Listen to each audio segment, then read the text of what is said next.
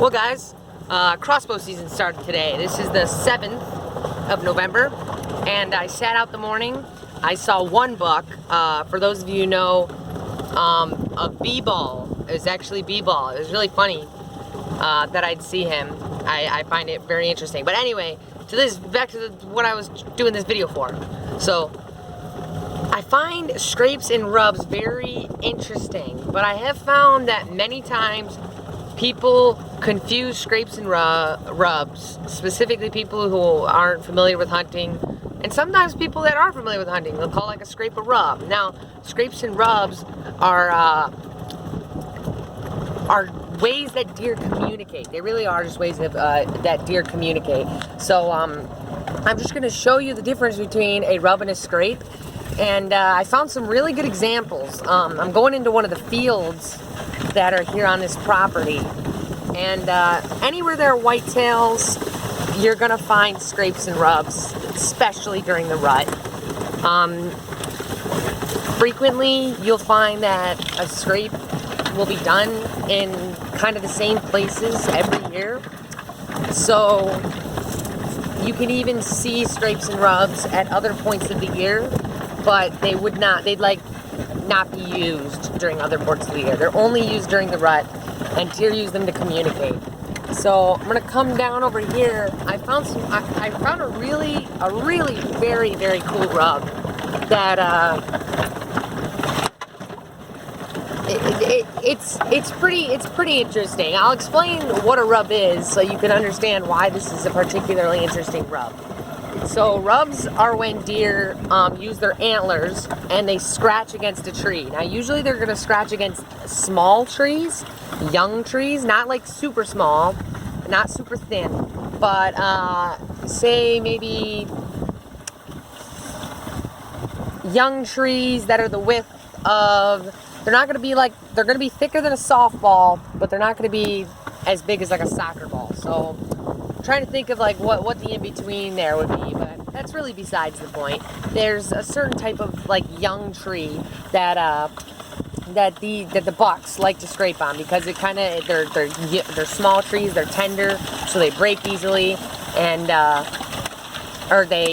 their antlers can, claw on them easily, versus like an old tough tree or a tree that's too small that they destroy. So anyway, I'll get right to showing you. So here is not a great example, but this is what would be considered a scrape. If you can see, the dirt is kind of torn away, but if we back up a little bit, we have a much better example. So if you look right here, as you can see, this is completely scraped clean. So what the bucks will do, will come over here, and like I said, it's a way they communicate. So they'll scrape at this, they'll urinate on it, and then one other thing they do is they like to thrash. So if you look here at these twigs, they've actually broke these twigs because they'll use their antlers and they'll thrash at the hanging branches while scraping at their little hole here. Now they do this, like I said, as a way of communication. So a doe might come by, and if she smells, like the buck all over this area, then she might, urinate on the scrape or whatever to tell the buck, I like how you smell. And then he comes back and checks on a scrape, a doe's visited. It also helps with assert dominance. So if a young buck comes by and smells all this like big buck on there, then he might kind of nose around, but he's not going to be like marking it all up himself, because this is like the big guy. Now I set up a trail camera on one of the scrapes to see like what exactly kind of activity they get, and really all the bucks will participate in them a little bit. It's like a communal thing, but it's definitely noticeable that the bigger bucks are definitely in charge. The little ones will kind of just come by and they'll smell the bigger buck and they'll be kind of like, they'll nose around a bit, like I said, but the big guys are the ones that'll do the real damage. Now you can tell when it's fresh based on the color. And right here, directly next to that really aggressive scrape, we have this. Now this is a peculiar kind of rub. Generally, like I said, your rubs are going to be on a standing tree, but this rub is all over this branch that's hanging. And if you notice, whoever did this has shredded this, has broken this branch off. He even got up under here with his antlers and was scraping on it. And then right here, he broke pieces of it off and scraped at it. So this, in my opinion, I mean, look at this. This is on the ground. I mean, he knocked this whole branch off. Look at this. I don't even know where this thing must have been sticking out like this. Look at that, yeah. And he just aggressively thrashed the whole thing off. So this to me has to be a really big deer, because like I said, a small deer isn't going to have the antler mass to really do any damage to it. But I just figured I'd do a little short video here, show you, the difference. So your rubs are going to be on trees, and it's when they use their antlers to scrape away at the tree. And then a scrape is when they claw at the dirt with their feet. And these are ways of communicating with the deer in the area. And I find them really fascinating. But this is definitely the coolest rub I've ever seen.